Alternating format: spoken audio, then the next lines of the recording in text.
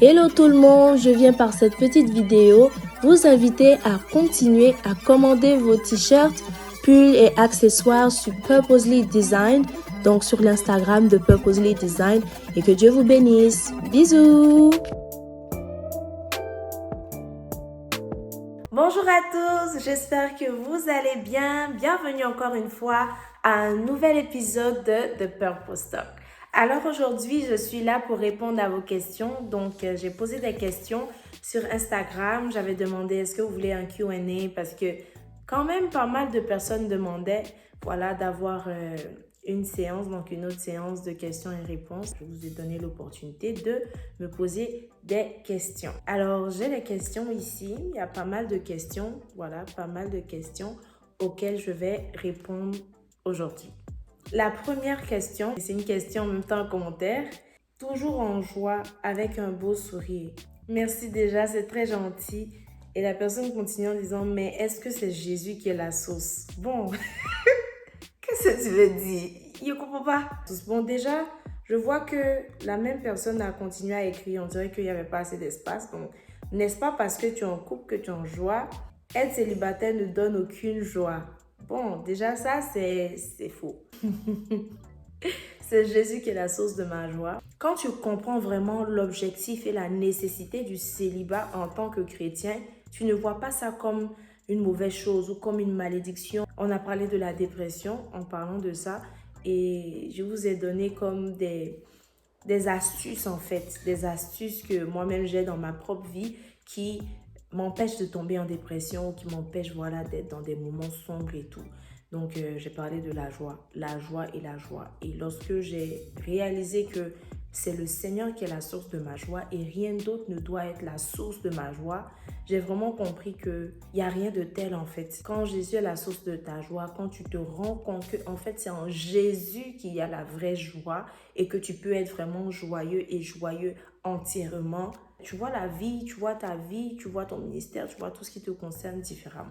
N'est-ce pas parce que tu es en couple que tu es en joie? Donc, si je comprends bien, il y a beaucoup de personnes aujourd'hui qui pensent que c'est lorsque on se met avec quelqu'un qu'on a automatiquement la joie de vivre. Mais c'est faux, c'est pas vrai en fait. Parce que quelqu'un peut être célibataire et puis être pleinement épanoui. Vivre le plan de Dieu pour sa vie, servir le Seigneur et puis voilà. Donc, déjà ça là, c'est faux. Voilà, je suis jeune chrétienne célibataire et ma joie, c'est Jésus. La source de ma joie, c'est Jésus. Deuxième question, are you a makeup artist? No, I'm not a makeup artist. So I made the story to ask you the questions, your questions, with a video where I had makeup on. You know, I went to a friend that's a makeup artist, but I'm not a makeup artist. I try on Sundays to do my makeup as simple as possible. Jusqu'ici, est-ce que tu aimes être The Purpose Woman? Apprécies-tu toujours faire TPT, donc TPT for The Purpose Talk? J'adore être The Purpose Woman.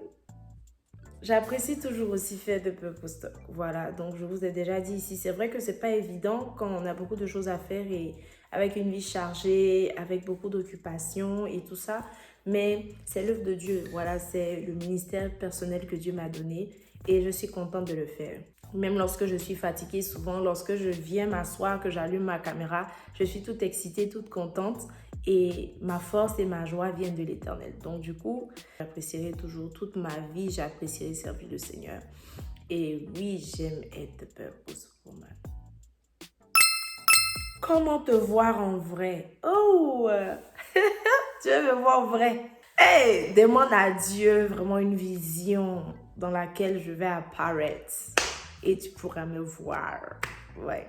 Mais en fait, je sais pas, hein. C'est difficile à répondre. Mais prie le Seigneur et demande-lui, dis-lui que tu veux me voir en vrai et on verra.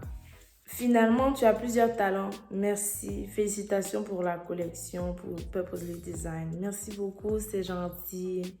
Ah, plusieurs talents, c'est Dieu. Hein? Moi-même, là, je me découvre de jour au jour. De saison en saison. En fait, je découvre tout ce que le Seigneur a mis en moi. En même temps que vous. Souvent, c'est vraiment en même temps que vous. Voilà, souvent, je m'écoute parler, j'écoute mes vidéos, je suis étonnée de ce que je dis. La personne réservée et introvertie que je suis ne se voyait jamais être à ce niveau-là aujourd'hui. Donc, merci beaucoup, c'est très gentil. Comment arrives-tu à gérer tout ça, surtout avec business? Tu étudies toujours? Donc, j'étudie plus, j'ai fini mes études. Donc, je dirais juste la cérémonie de graduation, mais en ce moment, je travaille.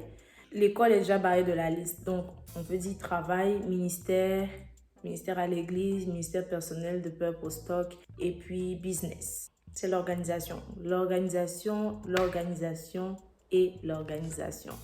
Voilà. Il y a des jours où je sais que je filme, il y a des jours où je sais que j'édite. Et voilà, quand je reviens du travail, je maximise mon temps.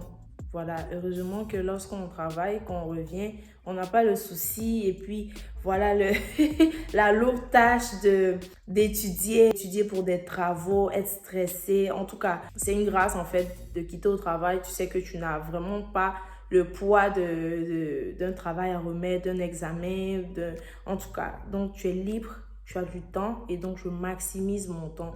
Donc, si j'ai des vidéos à éditer, si j'ai des sous-titres à mettre et tout, donc, je maximise mon temps en fait. Je fais ce que je peux faire. Par rapport à mon business, il y a un jour particulier. Je traite les commandes des gens parce que customiser des t-shirts toujours. Donc, il y a un jour particulier où je fais des t-shirts. Il y a un jour aussi où je livre. Mais là encore, ça dépend de la personne pour la livraison.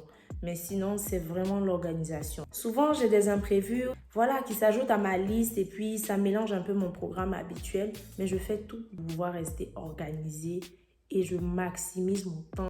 J'ai vu une fille qui te ressemblait se marier, trop beau.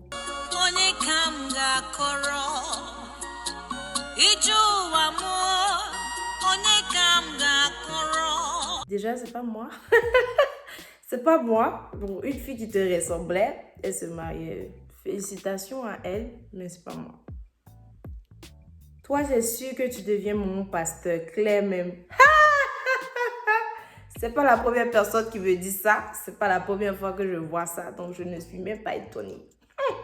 Je ne sais pas s'il a dit merci, mais que la volonté de Dieu soit faite. La même personne me demande, veux-tu servir Dieu au temps plein? Bon, à temps plein, j'imagine. Des amis, je ne sais pas. Servir Dieu à temps plein, ça dépend en fait. Ça dépend de ce que Dieu, lui, veut. S'il veut que je le serve à temps plein, c'est ce qui va se passer. Mais si jamais il veut que ça soit à temps partiel et puis il veut que je travaille en même temps, en tout cas, c'est le plan de Dieu. Donc, on prie, on reste dans sa volonté, on reste en prière, on reste attaché à lui. Et forcément, sa volonté va s'accomplir. Je peux te dire oui comme te dire non, mais ça ne dépend pas de moi. Comment aimer Jésus-Christ? Ça, c'est une très bonne question. J'aime bien les questions comme ça. Déjà, quand on lit le livre de Jean 3,16, le Seigneur, lui, il nous a démontré qu'il nous aimait déjà en nous donnant son Fils unique. Donc, lui, c'est sa preuve d'amour. Et donc, toi, tu peux lui montrer que tu l'aimes en retour en étant reconnaissant de son amour pour toi. Voilà, en étant reconnaissant de ce don-là qu'il a fait pour toi. Et voilà, en lui rendant constamment grâce, en fait. En ayant un cœur vraiment de gratitude, reconnaissant pour cet amour, en vis-à-vis de cet amour-là. Maintenant, le comment en fait, c'est-à-dire en étant reconnaissant et tout ça, comment démontrer cet amour-là pour lui? Déjà, si toi qui m'as posé la question, tu n'es pas chrétien, c'est en lui donnant ta vie.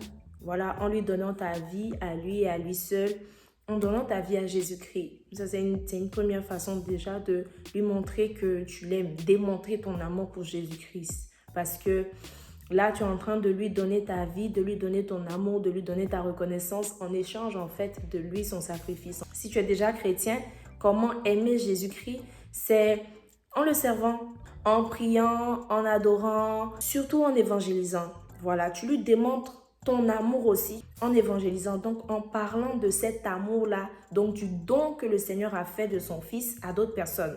Pour que d'autres personnes aussi comprennent qu'il y a quelqu'un qui les aime jusqu'au point en fait de donner son Fils, de donner une partie de lui, de se donner lui-même pour nous. Quand on débute dans la foi, quels sont les meilleurs livres bibliques à commencer? Donc, déjà, il y a le livre de Matthieu, Marc, Luc, Jean. Ce sont 4 livres très importants. Voilà, Matthieu, Marc, Luc, Jean, c'est très important. Et pourquoi ces livres-là? Parce que ces livres-là nous présentent l'histoire de Jésus, ça nous présente beaucoup d'histoires, beaucoup de paraboles, beaucoup de situations de la Bible. Voilà où on voit vraiment ce que le Seigneur a fait dans la vie des gens, où on voit vraiment la sagesse du Seigneur dans plusieurs situations. C'est-à-dire des situations où tu vois, tu te dis, moi j'aurais réagi comme ça, ou tu ne sais même pas comment réagir.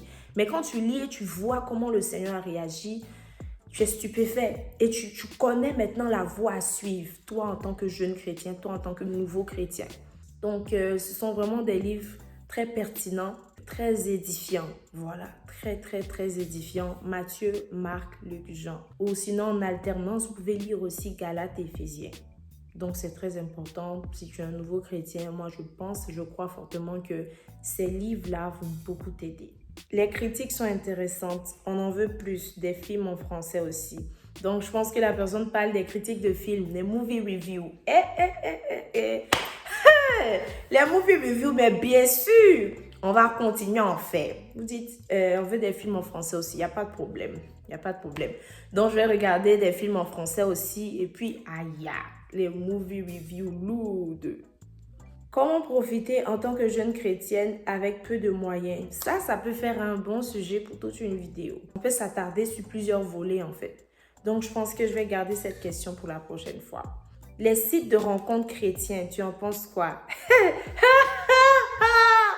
Ça aussi, ça fera un sujet pour une prochaine vidéo.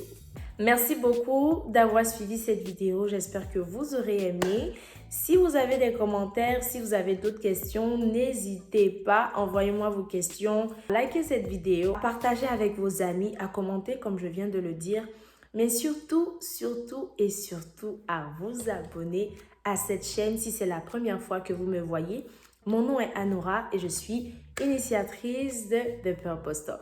Alors que le Seigneur nous bénisse et on se retrouve la semaine prochaine pour un nouvel épisode de The Purpose Talk. Que le Seigneur nous bénisse.